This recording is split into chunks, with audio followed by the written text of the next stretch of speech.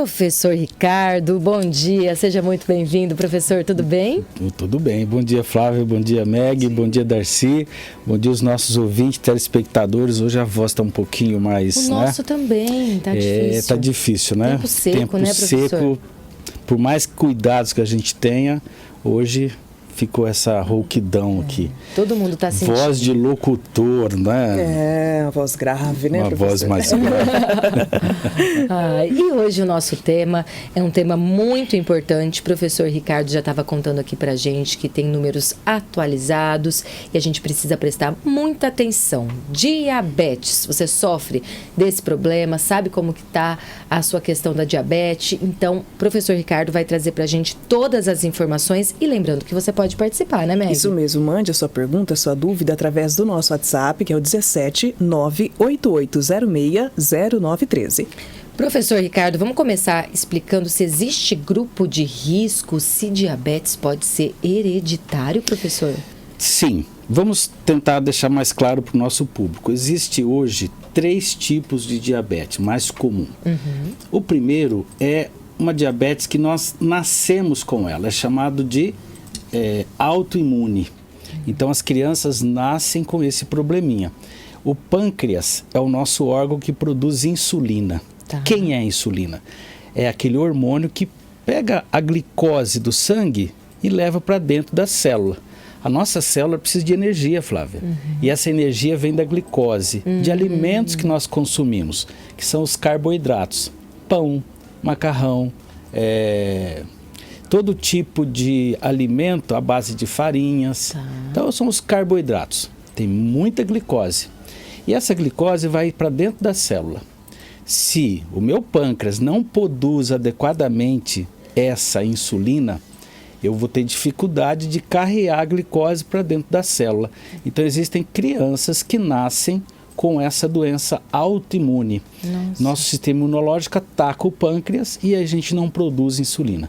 Essas crianças acabam sendo dependentes de insulina injetável desde pequenininho. Existe o segundo tipo, que é o tipo 2. Aí que vem a maioria dos grupos que são relacionados a esses fatores de risco. 10% apenas dos diabetes são das crianças. Tá, perfeito. 90% ainda é o mais grave, né? Que são os adultos. Os adultos eles adquirem o diabetes ao longo da vida. Então são pessoas obesas, pessoas sedentárias, que têm hábitos de vida muito ruins dentro do conceito de saúde, se alimentam com alimentos gordurosos, ricos em açúcar, ricos em álcool. Muitos pacientes que acabam usando o álcool como referência na diária, acabam tendo diabetes. Nossa, não sabia, professor. E tudo isso gera para esse grupo um alto risco da insulina não ser mais percebida pelo nosso sangue. É interessante, nós criamos uma resistência à insulina. Não é que nós não produzimos ela, mas nós não temos mais aquela sensibilidade da glicose à insulina para entrar dentro da célula. E o terceiro grupo é a gestante. No 6º mês, a gestante corre esse risco. Por isso que é tão importante o controle da glicemia na gestante, porque a gestante, em algum momento, ela pode ter esse carreamento da insulina para o bebê. Isso é natural. Outros hormônios também acabam diminuindo essa sensibilidade à insulina, mas o bebê acaba usando muito. Então a mãe pode ter essa baixa de insulina para ela, tendo o que nós chamamos de diabetes gestacional. Perfeito. Então esses 3 elementos, 3 grupos, eu acho que são aí os clássicos, né, dentro desses fatores de risco. Professor, e existem sintomas? Sim. Veja bem, quando nós não temos aquela energia dentro das nossas células, nós vamos ter já de cara cansaço físico. Um cansaço físico por pouca coisa, sabe? Coisas habituais do meu dia a dia eu começo a ficar cansado. Então por quê? Porque falta energia na célula e a energia que nós usamos, né, é a glicose. Então a primeira coisa. A segunda coisa é sede em excesso. Eu vou ter muita sede.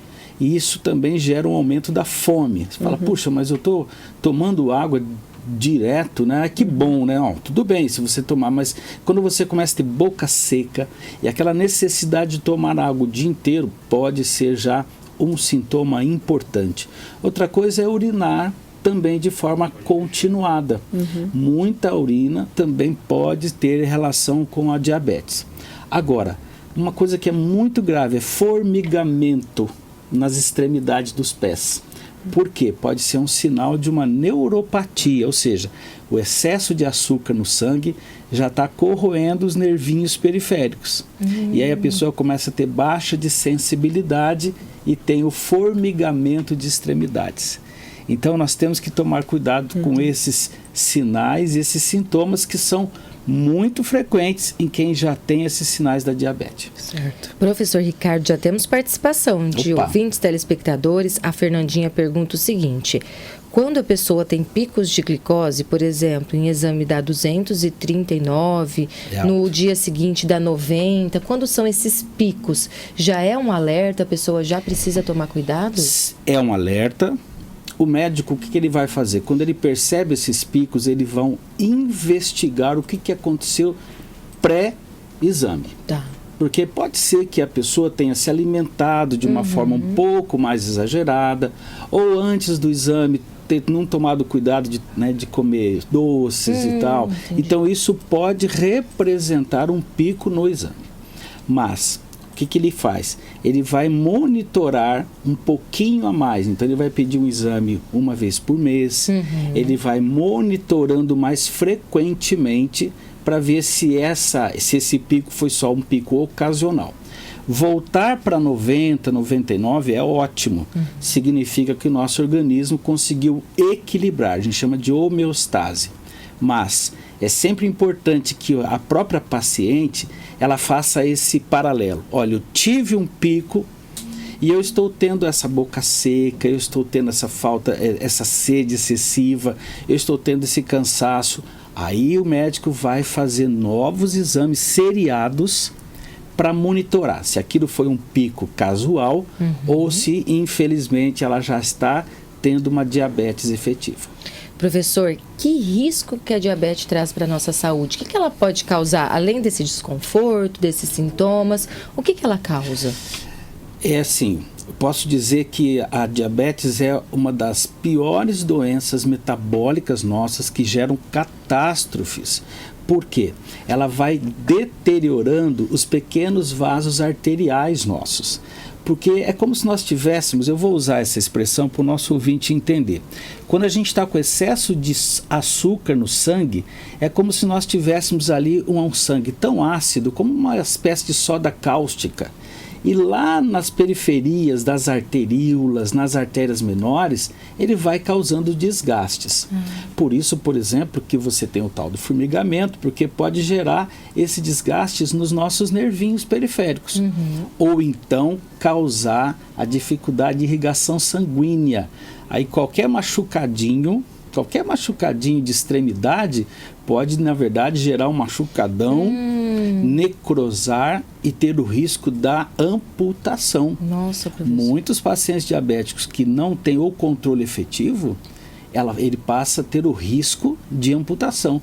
E às vezes amputa meio pé, depois o pé inteiro, aí depois a amputação de parte da perna, porque a diabetes descontrolada, ela vai gerando essa necrose vascular periférica.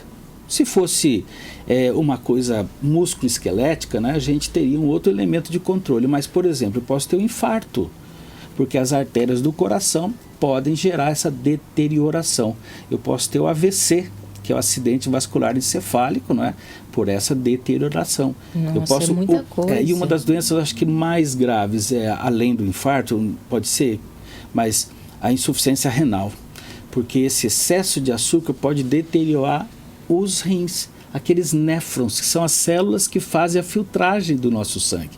E aí, se esses néfrons estão comprometidos, o rim não funciona e a pessoa vai ter que ir para aquelas máquinas de hemodiálise para fazer a tentativa da filtração do sangue. Então, são muitas patologias que vem associado à diabetes. Então, a diabetes é uma doença grave, mas ela é muito mais grave porque ela gera complicações. E aí a qualidade de vida cai demais e os riscos são muito grandes para óbito, né? Professor, diabetes tem cura ou é só tratamento? Olha só, vamos sempre pensar que a diabetes pode ser muito bem controlada quando ela é instalada. Certo. Só que às vezes ela é instalada lá para os 55, 60 anos de idade, e o indivíduo tem tantos hábitos já enraizados que ele tem muita dificuldade de controle. Por quê, Meg? Existem medicamentos de suporte, isso é verdade, mas se ele não mudar os hábitos de vida, principalmente alimentares e de atividade física, o controle ele é mais difícil. Então a primeira pergunta, tem cura? Não tem cura, porque o indivíduo ele adquiriu ao longo de anos e mau hábitos vão sendo acumulativos. Então o risco é esse. Se eu posso controlar? Claro que eu posso controlar. Medicações importantes, medicações nós chamamos antidiabéticas ou antiglicemiantes. Os médicos indicam com muita tranquilidade, mas tem que tomar regularmente e cumprir as outras coisas que são até mais importantes. Flávio, eu trouxe aqui uns dados. Eu falei para Flávio que eu não queria ser portador de notícias ruins, mas eu preciso falar desses dados. Vamos lá, são professor. importantes. Olha só, 14 milhões de brasileiros sofrem de diabetes. Nós aumentamos nos últimos 10 anos em 50% o número de diabetes no Brasil. Isso é coisa muito perigosa. Tem a ver com os nossos hábitos que nós fomos nos industrializando, né? A verdade é essa. Fomos nos tornando mais metropolitanos, né? Saímos dos sítios, saímos das fazendas, saímos do aspecto rural, onde a gente tinha uma vida mais saudável, e viemos para a cidade. Não que seja errado, mas a gente adquiriu muitas modernidades e aí nós criamos esses padrões de doença, né? Então, olha, o Brasil tem 8,9% da população diabética. Isso é dizer que a cada 11 adultos, um é diabético. E o pior, muita coisa. 40% nem sabe que é diabético. Porque no início, lembra que eu falei, é algo que vem acumulando ao longo do tempo. Nós não temos sinais e sintomas. Os sinais e sintomas que a Meg perguntou, Darcy, na verdade, vão acontecer já com a diabetes quase instalada. Então, eu tenho 40% do brasileiro que não sabe que é diabético. Agora, o pior, 100 mil mortos pela diabetes. Nossa, por ano. Lembra que quando nós estávamos tão preocupados com a questão da Covid, nós contávamos dia a dia a quantidade de pessoas? Eu posso dizer que há um cuidado não tão importante assim como deveria, porque 100 mil mortos no Brasil por causa da diabetes, direta ou indiretamente, por exemplo, a pessoa que infarta e ela vai a óbito por infarto, mas ela tinha como doença doença de base a diabetes é o fator causal do óbito e não propriamente o infarto. Então, quando somamos tudo isso, 100 mil mortos por ano é algo que deveria ser, dentro da saúde pública, algo muito intensivo. Eu fiz umas visitas, né, às nossas UBSs esse mês de maio, para nós termos o estímulo para trazer os pacientes aqui diabéticos e hipertensos para a nossa clínica escola, né?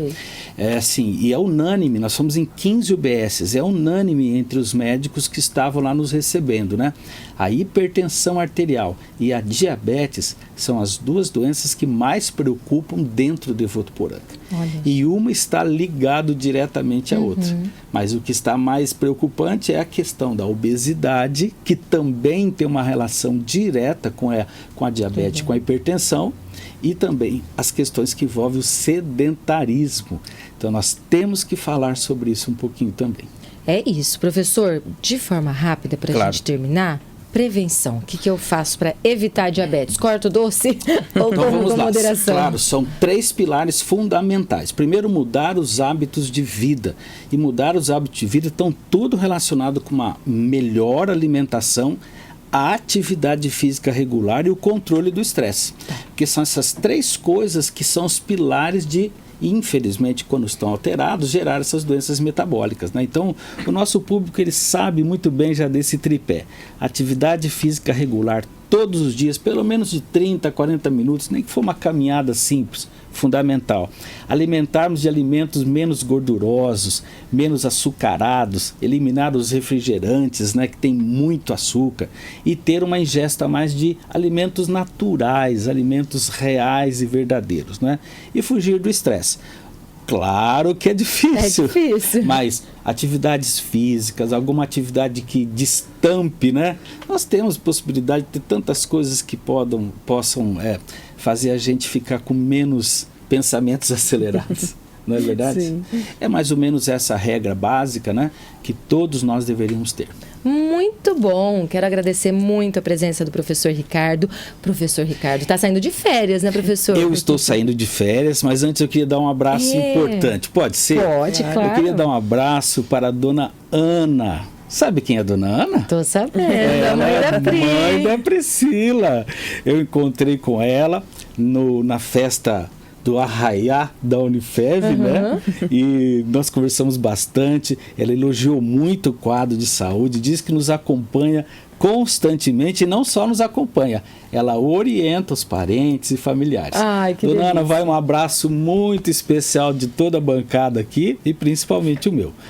Continue de olhinho aí, porque a gente vai falar de muita coisa boa depois que eu voltar das férias. Férias merecidas, professor. Julho são férias, então a gente vai aproveitar isso. Combinado, então, bom descanso, boas férias. A gente fica Obrigado. esperando o senhor aqui na volta. E para você que está nos acompanhando também, fica esperando aí que o professor Ricardo só tira essas férias, esse descanso e depois o nosso quadro retorna. Obrigada, professor. Eu que Obrigada. agradeço, pessoal. Um grande abraço. Jornal da Manhã, Unifev.